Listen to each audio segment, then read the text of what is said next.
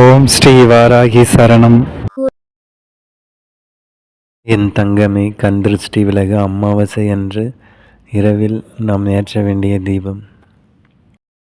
சனிக்கிழமை வரும் அமாவாசைக்கு இரட்டிப்பு சிறப்பு இருக்கிறது. அது மட்டும் அல்லாமல் இந்த சனிக்கிழமை சனி பெயர்ச்சியும் நடக்கவிருக்கிறது. இந்த அற்புதம் வாய்ந்த நாளில் நாம் செய்யக்கூடிய வழிபாட்டு முறைகளும் பரிகாரங்களும் நமக்கு அற்புதமான பலனை கைமேல் கொடுக்கும். உங்களுடைய வீட்டில் கண் திருஷ்டி பாதிப்பு இருக்கிறதா? வீட்டில் எதிர்மறை ஆற்றலின் தாக்கம் அதிகமாக இருக்கிறதா? வீட்டில் அடிக்கடி சண்டை சச்சரவு, வீட்டில் இருப்பவர்களுக்கு நோய்வாய்ப்படுதல், வீட்டில் இருப்பவர்களுக்கு அடிக்கடி இரத்த காயம் படுத்தல், இதுபோல எந்த பிரச்சனை இருந்தாலும் இந்த பரிகாரத்தை நீங்கள் பயன்படுத்திக் கொள்ளுங்கள். அமாவாசை இரவு நன்றாக இருள் சூழ்ந்த பிறகு இந்த விளக்கை வீட்டில் ஏற்றலாம். உதாரணத்திற்கு இரவு 9 மணிக்கு இந்த விளக்கை வீட்டில் ஏற்றினாலும் தவறு கிடையாது.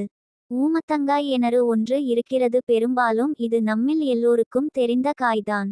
இந்த ஒரு காயை முன்கூட்டியே கொண்டு வந்து வீட்டில் வைத்துக் கொள்ளுங்கள். நாட்டு மருந்து கடைகளில் கேட்டால் கூட இந்த காய் உங்களுக்கு கிடைக்கும். மேலே எல்லாம் முள் குத்துவது போல இருக்கும்.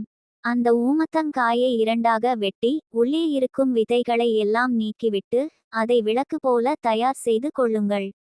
அதில் நல்லெண்ணெய் ஊற்றி பஞ்சு திரி போட்டு தீபம் ஏற்றி வரவேற்பு அறையில் 1 மணி நேரம் எரியவிட்டால் போதும்.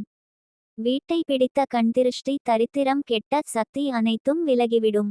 வீட்டில் மீண்டும் கெட்ட சக்திகள் வந்து தங்காமல் இருக்க இந்த தீப வழிபாடு உங்களுக்கு உதவியாக இருக்கும். குலதெய்வத்தை நினைத்தும் முன்னோர்களை நினைத்தும் இந்த வழிபாட்டை மேற்கொள்ளுங்கள்.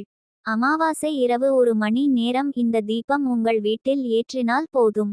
முடிந்தால் உங்களுக்கு வாய்ப்பு கிடைத்தால் இந்த தீபத்தின் முன்பாக அமர்ந்து உங்கள் வீட்டு குல தெய்வத்தின் பெயரை 108 முறை உச்சரிக்க அபரிவிதமான நல்ல ஆற்றல், பாசிட்டிவ் எனர்ஜி உங்களுக்கும் உங்கள் குடும்பத்திற்கும் உங்கள் வீட்டிற்கும் கிடைக்கும் என்ற தகவல் உடன் ஆன்மீகம் சார்ந்த இந்த பதிவினை நிறைவு செய்து கொள்வோம். இது போன்ற பயனுள்ள ஆன்மீக தகவல்களை கேட்க நமது சேனலை சப்ஸ்கிரைப் செய்து கொள்ளுங்கள்.